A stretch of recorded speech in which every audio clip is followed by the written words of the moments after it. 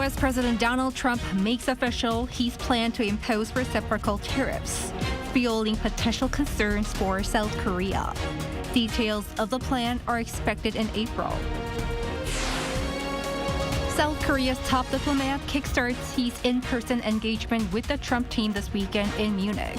A separate three-way dialogue is also scheduled with Japan. Team Korea finishes 2025 Asian Winter Games with one of its best performances ever, adding more medals on the final day of the competition in curling and ice hockey events. It's February 14th, 8 p.m. in Seoul. This is Newscenter. Thank you for joining us. I'm Yoon Jung-min. The Trump administration will seek a tailored tariff response to its trade partners, imposing on them the same level of import duty they place on American products entering their markets. It's fueling potential concerns for South Korea, among others. Shin Ha-young leads us off. U.S. President Donald Trump reinforced his push to impose reciprocal tariffs on global trade partners to match the tax rates that other countries impose on imports, fueling fears of a trade war. On Thursday, Trump signed a presidential memorandum ordering a comprehensive plan for reciprocal tariffs, aiming to deliver a level playing field for American workers. On trade, I have decided, for purposes of fairness, that I will charge a reciprocal tariff, meaning whatever countries charge the United States of America, we will charge them, no more, no less. The latest announcement comes as part of Trump's aggressive push for more balanced trade following recent 25% tariffs on steel and aluminum. Trump's tariffs would also target countries with non-tariff trade barriers such as subsidies, burdensome regulations, and value-added taxes. Another element to be considered is exchange rate policies in countries. Commerce Secretary Howard Lutnick said his team would be ready to hand a plan to the president by April 1st. Although South Korea has signed a free trade agreement with the U.S. and has eliminated most tariffs, Trump's plan to consider non-tariff barriers could lead to him imposing reciprocal tariffs on South Korea. South Korea posted a record trade surplus with the U.S. last year. Trump has also signaled potential tariffs on automobiles, with the White House also seeking to renegotiate the U.S. Chips and Science Act, which could affect South Korea's top two exports to the U.S., raising concerns about further economic impact. Despite fears of a global economic slowdown, Trump is expected to continue his hardline tariff policy. Shin Ha-young, Arirang News. Foreign Minister Cho Tae-yeol will meet with his American and Japanese counterparts on the sidelines of a security meeting in Munich tomorrow. Our foreign affairs correspondent Bae Eun-ji covers this agenda and its implications. South Korea's foreign minister left for Germany on Friday afternoon to take part in the Munich Security Conference. There, Cho Tae-yeol will hold talks with his American and Japanese counterparts, Marco Rubio and Takeshi Iwaya, on Saturday local time. Seoul's foreign ministry said it hopes the meeting will become an opportunity to discuss ways to handle North Korea's nuclear threats and economic security issues. This is the first time that the three officials are meeting since U.S. President Donald Trump returned to the White House on January 20th. Pundits say this signifies that the trilateral cooperation will continue throughout Trump's second term in office. In a press conference on Friday, the Japanese foreign minister hinted that the three countries will reaffirm the importance of their partnership during the meeting.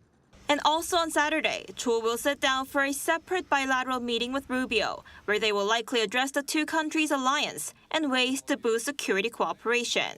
This is set to be another very important meeting for South Korea, especially at a time when the country is left without a leader, and as Trump's return poses a challenge for not only South Korea, but also for the rest of the world. The security issue is the most important issue because Trump already mentioned several times that he has every intention to meet Kim Jong-un again. So South Korea should have a very close cooperation with the United States to how to deal with the denuclearization issue with the United States. The meeting will reportedly be held for only about half an hour. So some experts believe there won't be enough time to talk about other issues that Seoul is concerned about, such as tariffs or sharing costs needed for American troops in South Korea. Bae Eun-ji, Arirang News. Elsewhere, the Palestinian militant group Hamas says it'll release 3 Israeli hostages tomorrow, as initially planned. Following talks with mediators from Egypt and Qatar, it has decided to go ahead with the release of the hostages, which will result in an exchange for Palestinian prisoners. Hamas had initially postponed the release, saying Israel was violating the ceasefire agreement. In response, Israel warned it would end the deal and resume fighting if the hostages were not released.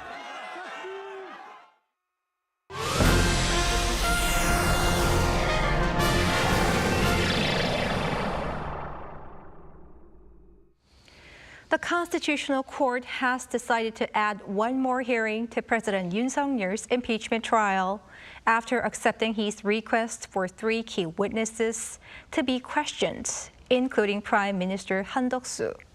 The court on Friday announced it has scheduled a 10th hearing date for next Thursday at 2 p.m., where the Prime Minister will stand witness. Han has previously stated the president did not hold a proper cabinet meeting before declaring martial law. Former Deputy Director of the National Intelligence Service, Hong Jang-won, was summoned last week by the National Assembly side, but will return to be questioned by Yoon's legal team. National Police Agency Commissioner General Cho Ji-ho will be questioned by both sides after missing 2 witness sessions due to health reasons. Yoon's hearing was supposed to end this week, but was extended as the bench needs more time to review evidence. Yoon's lawyers filed a petition to change the date of the 10th hearing. The team has previously complained it lacks time to prepare for twice-weekly hearings, given that the president is also preparing for a criminal trial. A fire broke out in one of the buildings of a luxury resort under construction in the city of Busan, killing at least 6 people and injuring dozens. Lee Soo-jin has the details. A fire that broke out in a construction site of a luxury resort in Busan has left 6 people dead. According to the Busan Metropolitan City Fire and Disaster Headquarters, the fire started at 10:51 a.m. near the swimming pool on the first floor of one of the hotel buildings under construction in Kijang County on the eastern coast of Busan.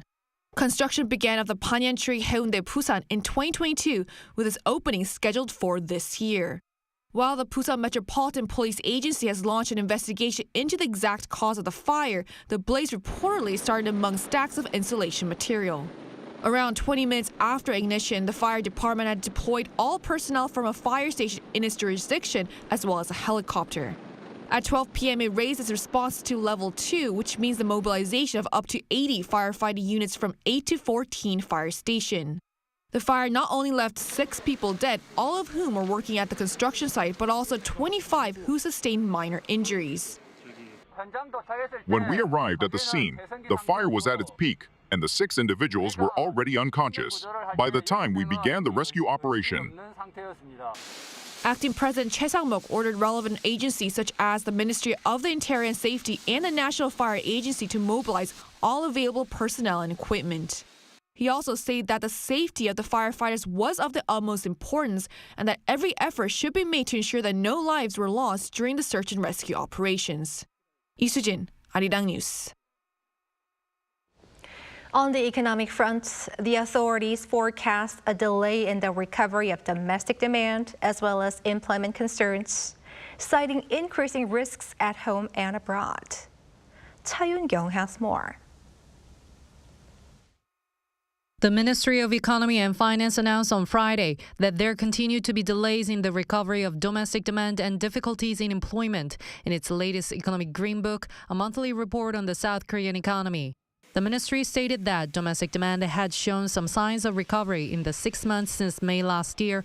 However, this slowed from November in contrast to its expectations and continues to be in the doldrums. The falls in the indicators for domestic demand, including consumption and investment, have been worsening due to national political crisis and potential U.S. tariffs. Retail sales fell 0.6% compared to last month and 3.3% comparing the same month last year.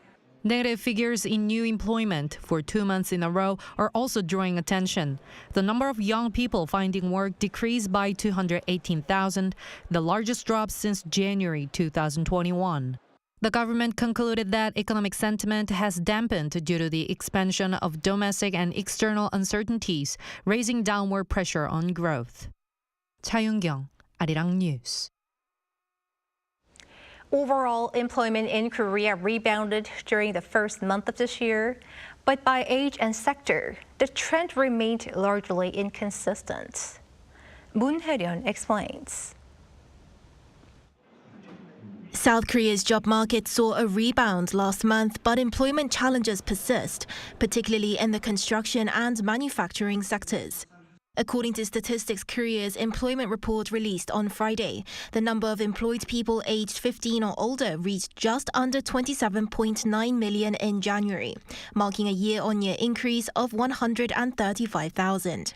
This comes following a decline in December. By industry, the health and social welfare sector led job gains, followed by professional, scientific and technical services and the information and communication sector. However, jobs in construction saw the biggest decline since data collection began due to a slump in the construction sector, alongside a drop in manufacturing jobs for the 7th straight month, despite booming semiconductor exports. Retail and wholesale employment also saw losses, marking 11 consecutive months of decline. By age group, employment among those aged 60 or older saw the biggest increase, adding 340,000 jobs. In contrast, younger workers struggled. The number of employed individuals aged 15 to 29 dropped by 218,000, the sharpest decline since January 2021. With this latest data, the country's finance minister and acting president Choi Sang-mok pledged a series of measures to vitalize the country's job market during an economic policy meeting on Friday. We will create over 1.2 million public sector jobs by the first quarter, the highest number ever, through expedited hiring.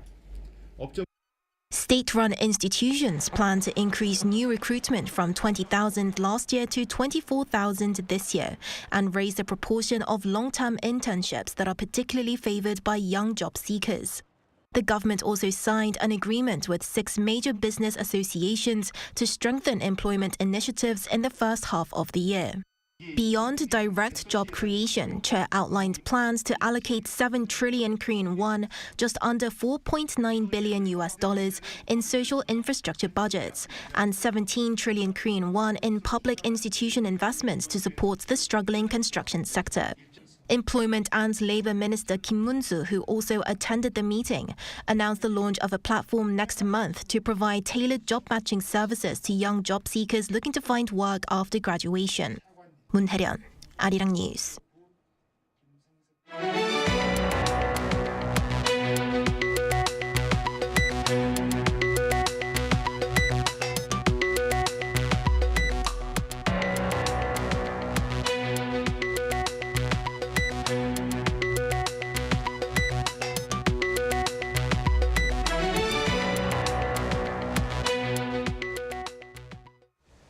Curtains are going down on the 9th Asian Winter Games in the Chinese city of Harbin tonight.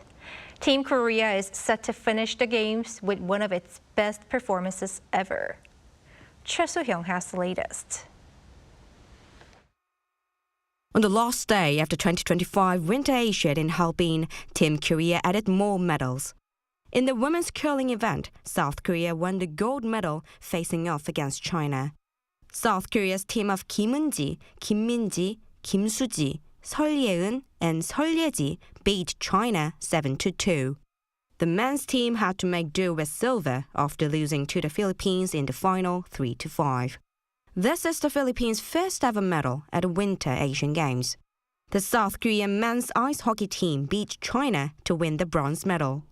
With a 5-2 victory, Team Korea finishes on the podium for the 4th consecutive time since the 2007 Changchun Games. Although they lost to Japan in a shootout during the semi-finals, they earned a come-from-behind win against China in the bronze medal match. Meanwhile, the women's team lost to Kazakhstan and finished in 4th place. On Thursday, 2 figure skaters made history, winning gold medals in both the men's and women's figure skating single event. Male figure skater Ta Jun-hwan and female figure skater Kim Tae-yeon ranked second after the short program. However, both skaters stood on the top podium following flawless free skating programs.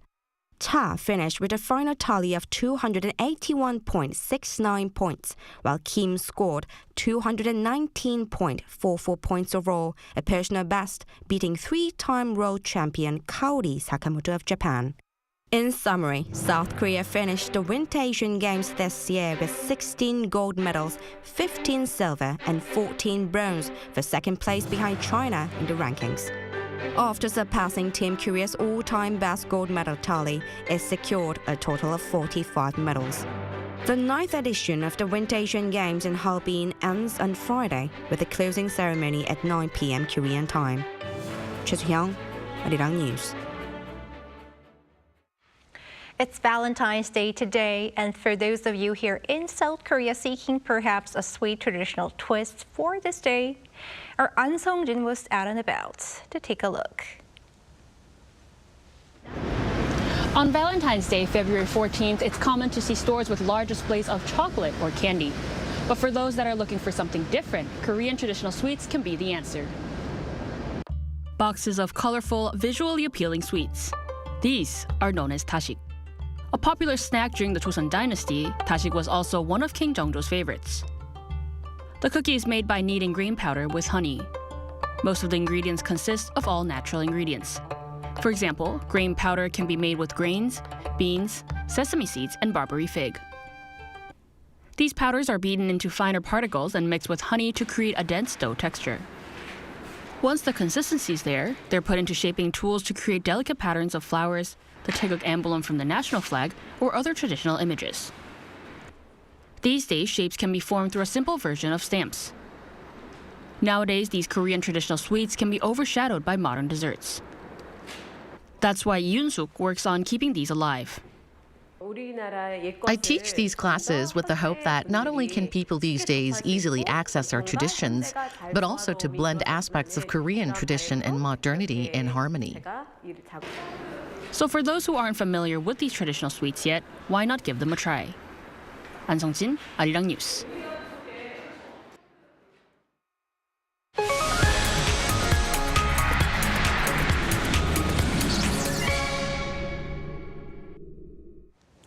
Friday means it's time for our weekly arts and culture segment. We're joined by our culture correspondent, Song Yujin, in the studio. Welcome, Yujin. Happy Valentine's Day, Jungmin. Happy Valentine's Day. What do you have for us today? Well, Jungmin, there's a saying, don't be afraid to try anything new because it might just become the best thing you ever do. That's a really inspirational quote. And here in Korea, there is a concert that is taking place today and tomorrow that really proves that this statement is true. So for today, I have a sneak peek of a bold fusion of two very different musical worlds. Take a look.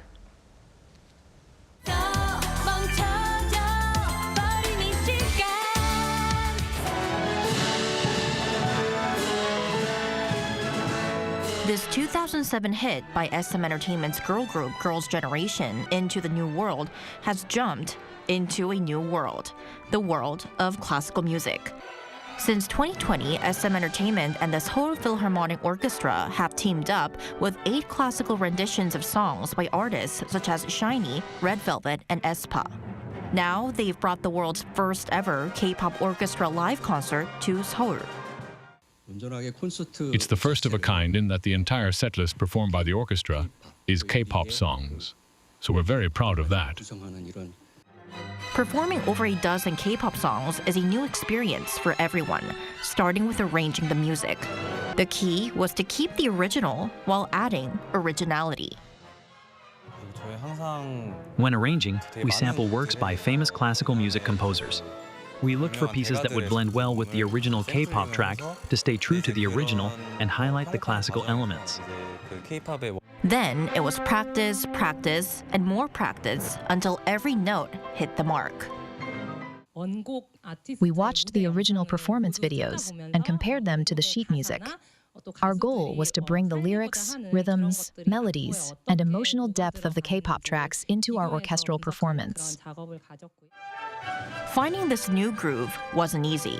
The orchestra's associate concertmaster compares it to learning a new language. Because we're so used to playing all the, normal classics, Beethoven, Mahler, Brahms, and then now, all these K-pop songs. So it's been a little bit, kind of like challenging in a way. But in the end, they discovered the beauty of crossing genres and unlocking new potential. We're taking K-pop's flashy performance and transforming it into something you can appreciate with just your ears. We're not just playing melodies. We're reimagining K-pop as 21st century orchestral music. Even if you're not familiar with the original songs, you'll find something to enjoy. Two genres worlds apart have come together to strike a chord, creating something groundbreaking, making classics trendy, and turning trends into timeless classics. Yujin, it sounds like the audience will get the best of both worlds. You mentioned in your report this concert is taking place today and tomorrow. Can you tell us more about what to expect? Of course. So the first concert today, today's one is happening right now as we speak. It started at 8 p.m. Korean time and it's taking place at the Seoul Art Center, which is just a 10-minute walk from our station. And the concert for tomorrow, it will move to the Lotte Concert Hall that is located in Seoul's Songpogo district.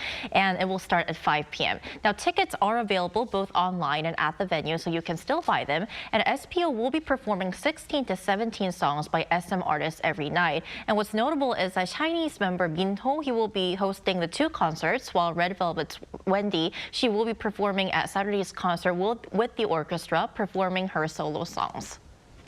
Yujin, but for those who can't make it, is there any other way they can still experience this collaboration? Luckily, there is for our international viewers because SM Classics just released its first full album last month titled Across the World. So this album has a total of 14 songs. It's available on major music platforms like Spotify, iTunes, and Apple Music. And the songs include some that are being performed at these concerts today and tomorrow. So when asked which songs that they would like to recommend or stand out, conductor Kim mentioned aespa's Black Mamba and Chinese Sherlock, while the arrangers picked Red Velvet's Feel My Rhythm. Now, all three are on the album, and you can hear them live at the concerts as well. And there's more exciting collaboration to come because this September, Seoul Philharmonic will collaborate with Chung Jae-il, the composer behind the Squid Game soundtrack, to perform his latest works. So it'll be really fascinating to see how the orchestra reinterprets contemporary music once again. Mark your calendar. Thank you for the report, Eugene. My pleasure.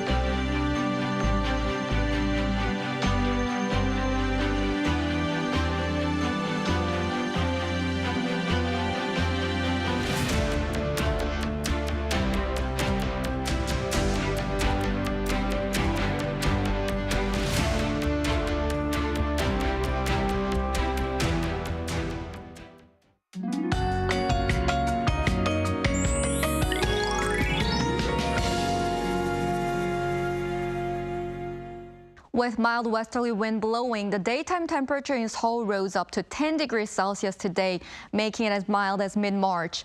The weather will continue to be warmer than usual throughout the weekend. The temperature in Seoul will stay at nearly 10 degrees during the day, exceeding the average temperatures. Meanwhile, skies will be covered with dust again. Due to the influx of fine dust from overseas, the air will become dusty tonight for the Seoul metropolitan area and the Chungcheongdo provinces. The ultrafine dust tomorrow will be at bad levels in most parts of the country. Tomorrow, Daejeon and Daegu will start off at -2 degrees, Seoul and Gwangju at 0 degrees. Daily highs will top out at 9 degrees in Seoul and Gwangju and 13 degrees in Gyeongju. From tomorrow morning to early Sunday morning, more rain is expected on the south coast and Jeju Island. That's all for Korea. Here are the weather conditions around the world.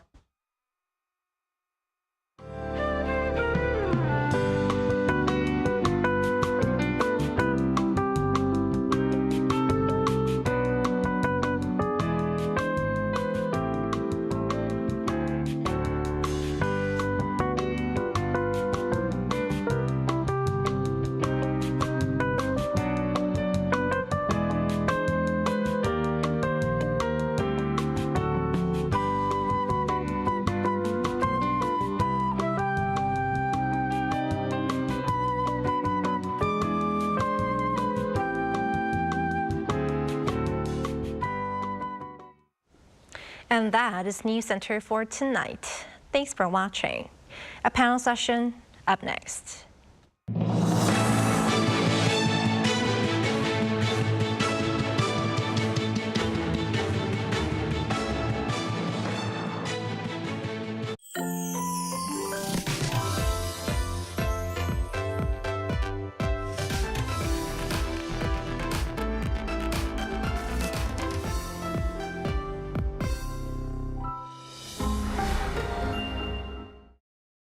How to survive in Korea. Barbecue restaurants. Step 1. Taking care of your clothes. Put your jacket in the plastic bag. Seal it tight.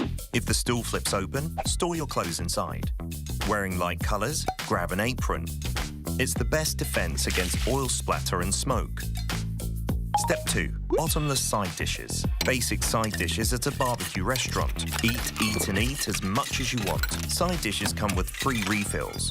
Oh, and if you don't see this sign, just ask, 사장님, 여기 밑반찬 좀 더 주세요. Simple, isn't it? Step 3. Grilling meat. There are various kinds of samgyeopsal in Korea. Place the meat on the grill. Turn it over when golden. And again when it looks done. Again and again and again. Step 4. Sam style. You aren't taking bites of sam like a taco, are you? In Korea, we have it in one bite. A pro tip here. Add only as much as you can handle in a bite. Gotta avoid awkward situations. Step 5. Enjoy the perks. After the meal, enjoy the perks offered as a Korean restaurant. Fabric refreshers get rid of the barbecue smell, while mint candies freshen your breath. Did you survive the barbecue restaurant? Hang on. Are you here with someone you want to impress? Then let's skip the garlic. Who knows what will happen?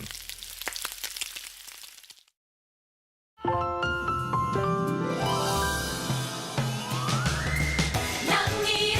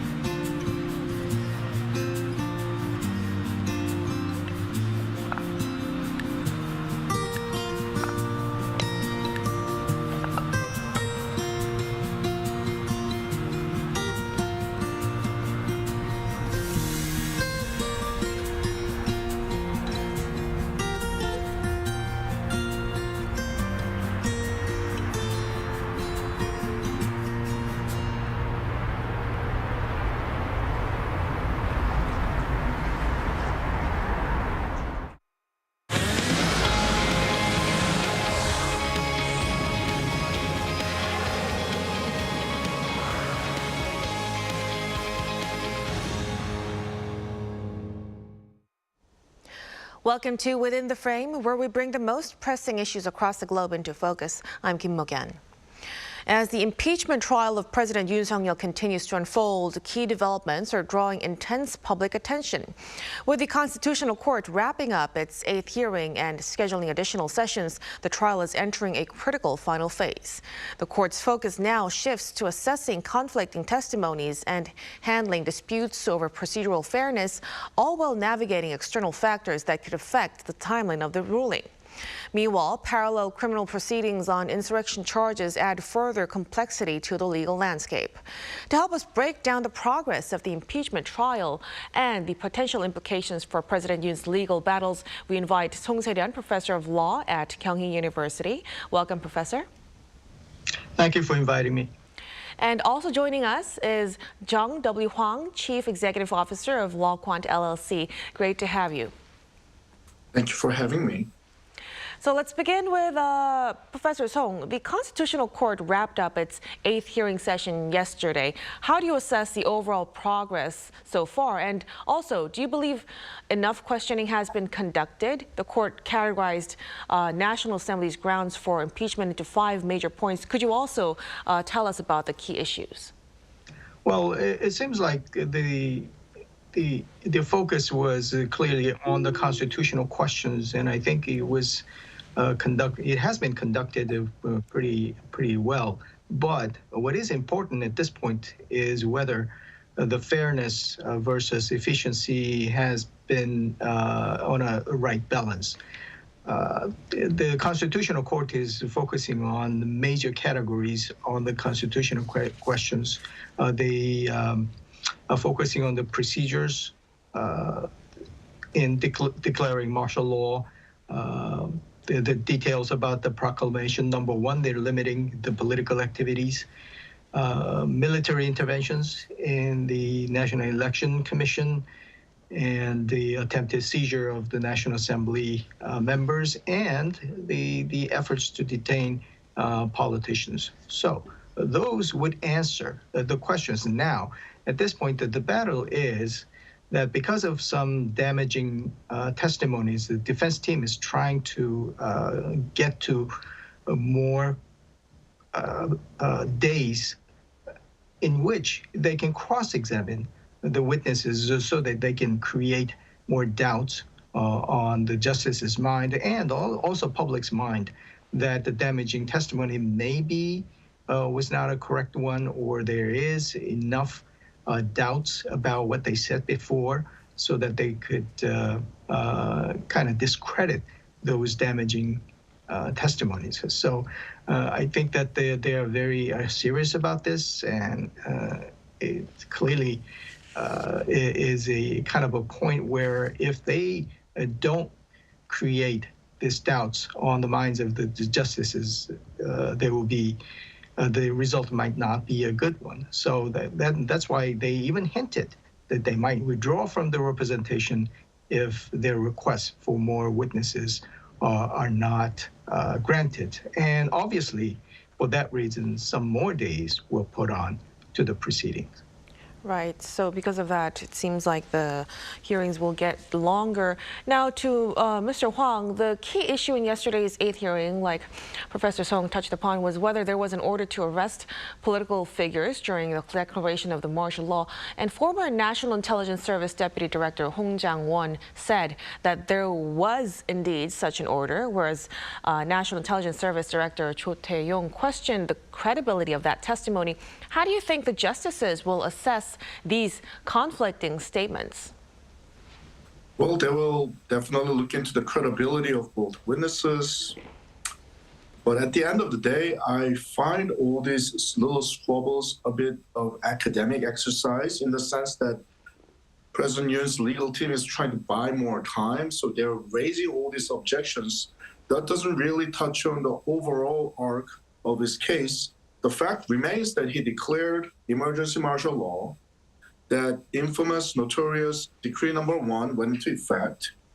He sent armed troops into the National Assembly and National Election Commission. I mean, because they cannot really attack those facts, which was televised, and reported, publicized for everyone in the world to see, I think they're sort of attacking all these marginal side issues. I mean, if those testimonies were crucial to contesting the facts that I just outlined, yeah, it would be kind of really crucial what justices think about. But, you know, the basic facts that I just outlined kind of is the entirety, almost entirety of the impeachment case. So I think this is just, you know, their latest tack to delay and, you know, buy more time so that some extrajudicial political developments can turn the tides for President Yoon. Right. So like you've mentioned, the facts will be focused on. Now, President Yoon's legal team has criticized the court's handling of the trial, claiming it prioritized speedy proceedings over fairness. They took issue with the fact that written statements from the investigative agencies were accepted as evidence, even though key witnesses have changed their testimony. And the Constitutional Court maintains that it's following legal precedents. Professor Song, what's your opinion on this dispute? Well, the dispute is not an uncommon one. People make statements, but later on, for various reasons, they recant or change their testimonies. That's why it is important to preserve what has been offered as a testimony if it is given freely before. So unless there is important reasons to change the testimonies, probably court will look to preserve those. Now, the evidences are not the substitute for the truth, which means even if there were some changed testimonies, the justices are entitled to give a proper weight that they think is appropriate. So they'll look at the testimonies, and even if there is a change, they'll probably give a due weight to whether it is convincing or not. But I think that the defense strategy, as Mr. Hwang has said, is trying to attack every little side of it, side issues. Probably one of the tactics is to make it a more of a public opinion piece rather than the strictly legal one, which is a plausible defense strategy, but I don't know if the justices will buy into that. Right, but following the Yoon side's request, the Constitutional Court scheduled additional hearings for the impeachment trial, and it announced that it will hold 2 more sessions on the 18th and the 20th. Although Yoon has requested a rescheduling for the 20th. What's the reason for scheduling these additional hearings, and what kind of key issues should be noted, Mr. Hwang?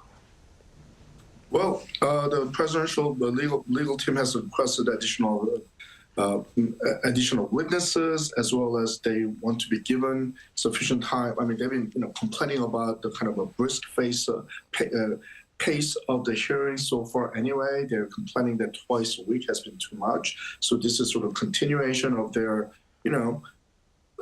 complaints about how seriously and how fast tracking the whole proceeding was. So I think the court is mindful of the fact that they want to at least give the appearance of fairness and listening to the defense arguments seriously. But at the same time, I don't see the hearings lasting too much beyond next week, basically. I think there was a serious possibility that it could have ended yesterday on Thursday as of the 8th hearing, but they did decide to give 2 more hearings, and we'll see what happens. But I'll be really surprised if we get 11th and 12th hearings. Now, regarding the timeline for the hearings, it seems like it will also be affected by President Yoon's impeachment trial with the appointment of Ma Eun-hyuk as a justice. Could you explain for us why is this the case? Now, given this, when do you think the final ruling in President Yoon's impeachment trial will be delivered, Professor Song? Sure. It will create in my mind, massive confusion. Because if the Justice Ma joins the team, then the trial probably has to reopen to accommodate the late joining of the justice. So the delays probably unavoidable if that happens. But at this point, I don't know if the justices will risk making too much of changes at the last minute. So that will be a serious consideration. Now, in April, I think the date is April 18th, the two justices are scheduled to come off the bench.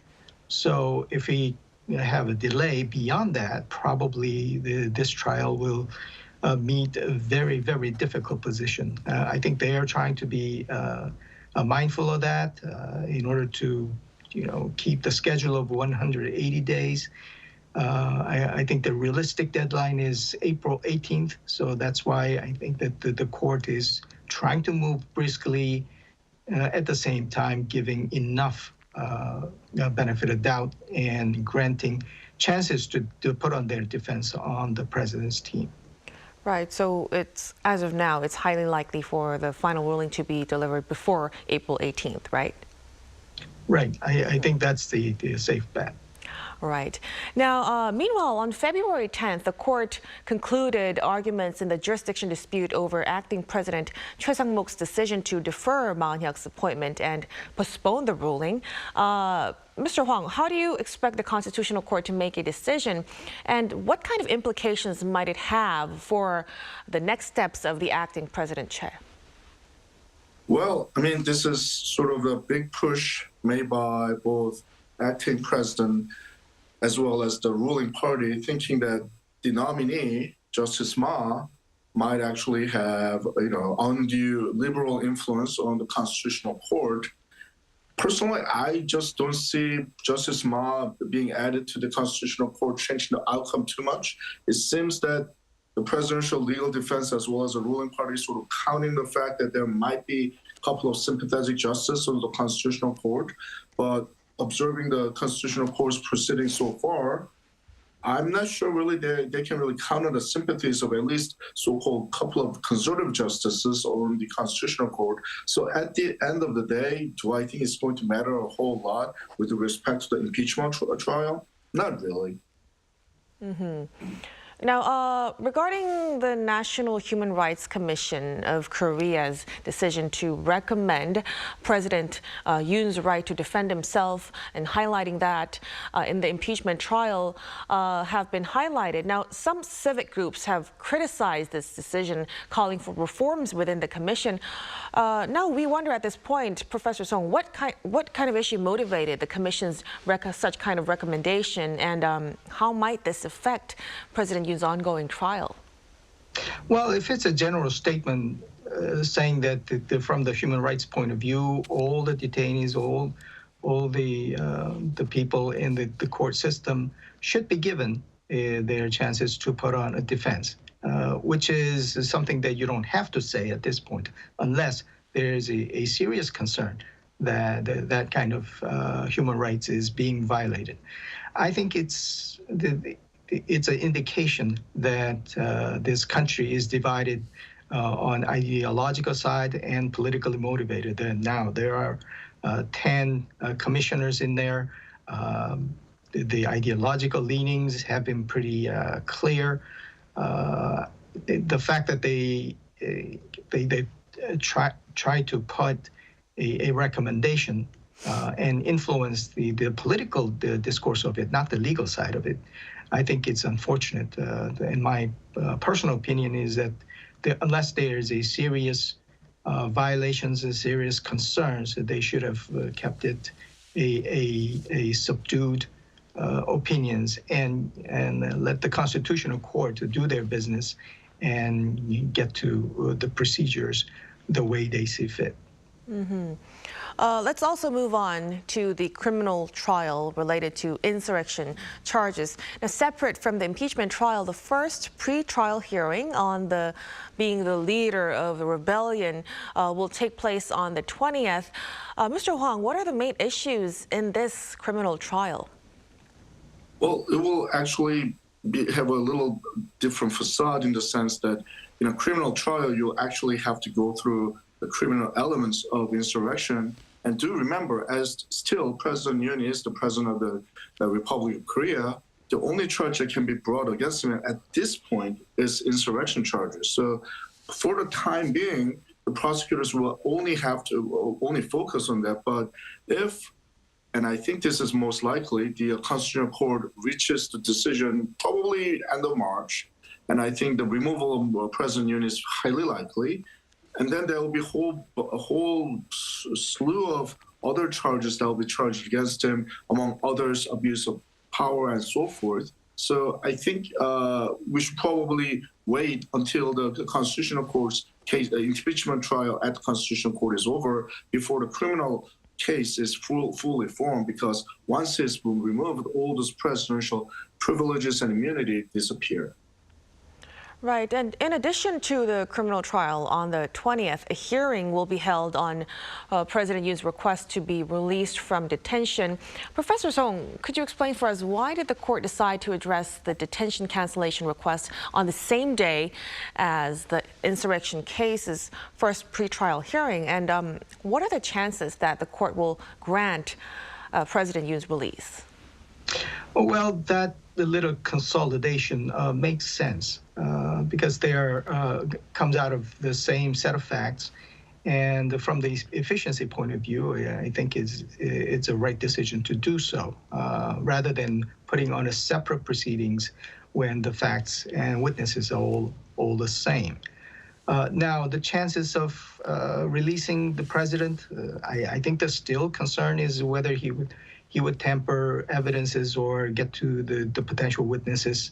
That if the court still thinks it's the concern, they're not going to release it now. They look to what happened on the streets as one of the indications of whether there is a chance that the releasing of the president will make it more of the trial of public opinions. Now, we saw that the crowds, motivated by the political ideological side, had violently attacked the court.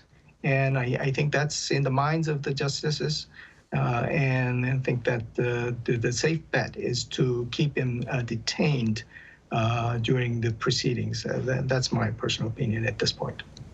Right. And like I've mentioned a while ago, President Yoon has requested for rescheduling of a date on the 20th. There is speculation that the Yoon's legal team may adopt a delay strategy, saying that it's difficult to handle both the impeachment trial and the criminal trial at the same time. Mr. Hwang, when do you expect a ruling in the final trial, and what kind of steps lie ahead for us?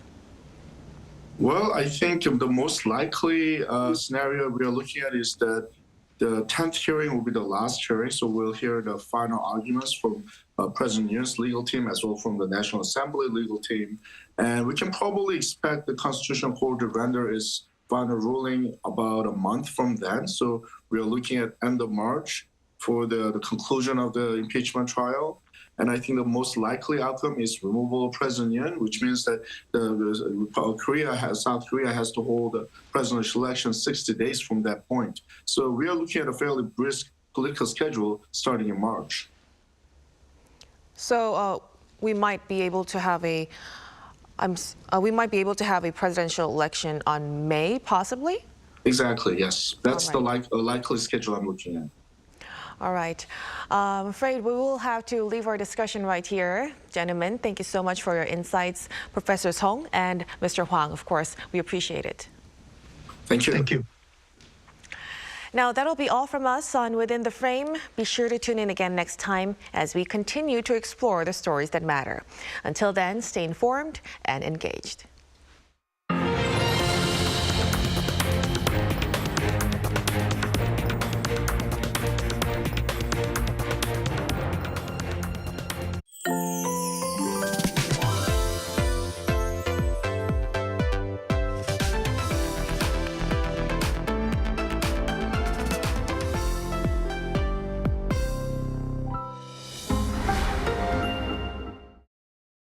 How to survive in Korea. Weddings. Step 0. Attire. As a guest, dress formal to business casual. Avoid wearing all white, shorts or going topless. Step 1. Arrival time.